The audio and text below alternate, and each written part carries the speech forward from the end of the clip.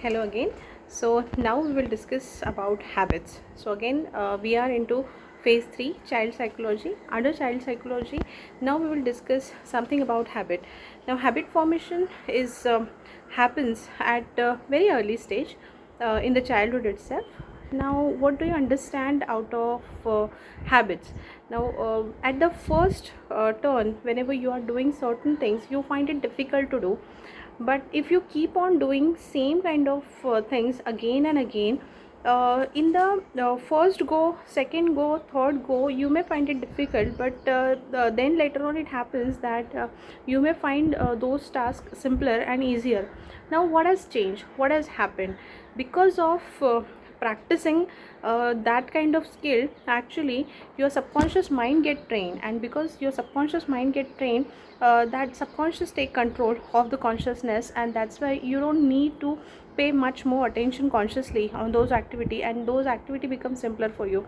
Just like, take the example when you started learning driving. So when you start learning it, at that moment of time you might be find it very difficult, and balancing may not be a very easy skill. It takes time. Maybe you might have fall many times. Otherwise, if you are learning to drive a car, so again, driving car is again having involves so many activities, and you need to learn to handle simultaneously all the activities with both of your hands, with both of your legs. So you may find it difficult, and initially, so for example, you have learned it, but still you need conscious attention whenever you actually drive on road. At that moment of time, you feel very much conscious that whether I could drive properly or not, how to handle, how to take decision, all that kind of thing. But when you continuously practice it and you drive continuously on the road, what happens is you get familiar with it, habitual with it, and that's how now you may do it effortlessly means on just you are speaking on phone and still you are comfortably driving.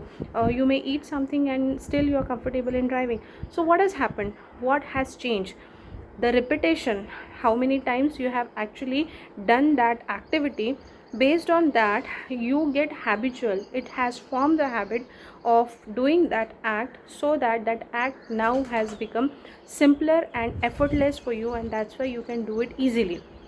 So it's applicable for any kind of habit, all kind of habits. Now whenever the child learn to eat by herself or himself, at that moment of time he feel actually face a lot of difficulty and a lot of problem. He may fall the food on the ground, and he may just mess up the things.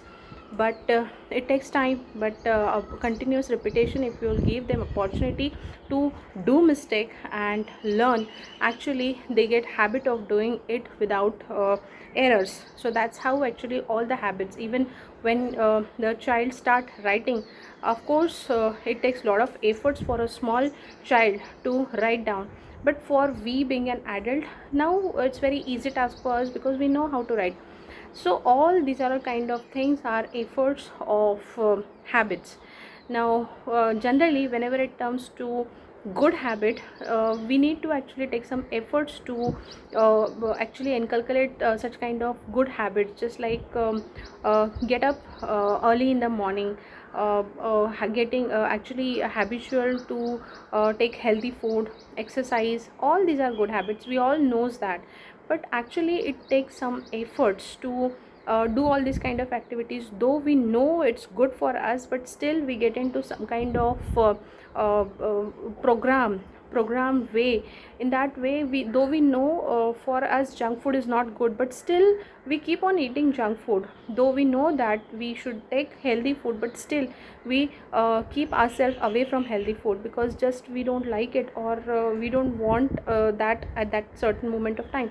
So this is what is called as habit, wherein we have get into our body, our mind get programmed in a certain way by repetition of things again and again. And when you repeat it for a certain number of time, you get habitual of doing it, and then you can do it very easily and effortlessly.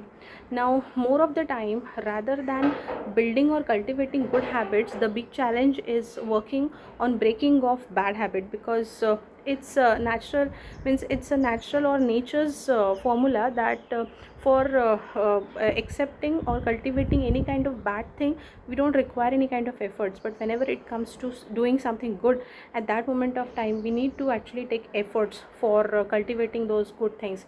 Now when it comes to breaking any kind of bad habit, at that moment of time what happens is, now for example, I want to work on I don't want to take tea. So what I have to do is, I have to give some kind of alternative to my mind, that okay, if I can't take that milk tea, what I can have is, I can have green tea instead of it, I can have black tea instead of it, or simply I can have milk instead of it.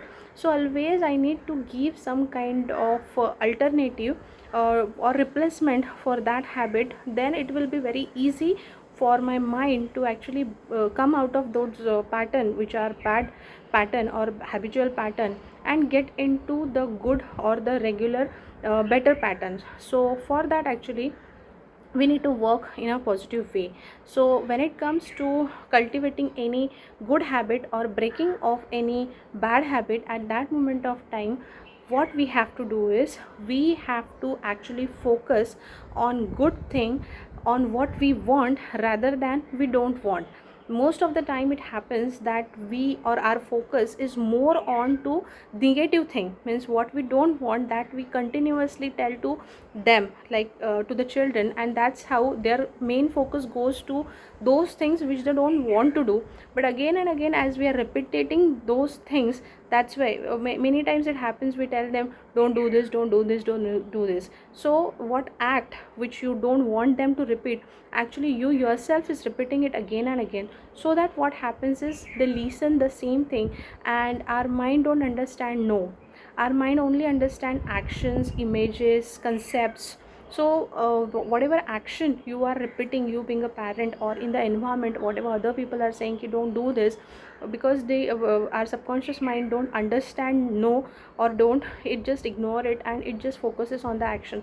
So what you have to do is, what you want to cultivate, instead of that bad habit, what good thing you want to cultivate, that replacement you have to give, and you have to focus and work more on the cultivation of that good thing, rather than just repeating those things which we don't want. And that is what is also called as positive thinking, means you have to program your mind for the positive things which you want in your life, rather than which things those things which you don't want in your life. In the same way, whenever it comes to working on habits, you have to actually work on cultivating good habits, rather than working on breaking certain kind of habits. So give them instruction what you want rather than what you don't want. That is what is the basic mantra behind working on habits. Now there are certain things they have given under habits, that first is practical result of habit formation, and then under that habit reduce fatigue. So again and again, if for example you started exercising. Now initially exercise may give you pain, but if you continue doing exercise, of course your pain will go and your stamina will improve, and it will give you positive results. So whatever fatigue you may get out of that exercise, now it has gone. So because it is now habitual, the fatigue has removed. Then habit makes movement simpler, just like as I have told you, driving the car or driving two wheelers or swimming, singing, dancing, all these skills, when you actually repeat and you practice it again and again, actually it makes your actions simpler and effortless.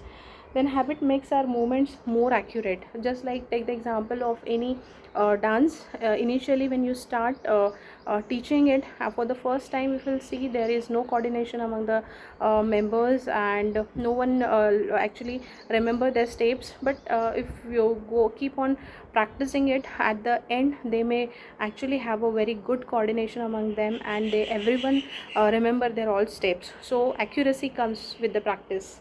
Then habit ensure greater speed, and they can do it in a greater speed. Just like now writing, if you continue writing, then your speed will improve. If you will not write at all, you cannot actually do it accurately and with the speed.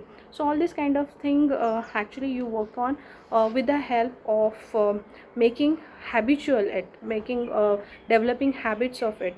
So all these things happen, and already we have discussed about how habit form and how to break those habits. So this much for this video. Thank you very much.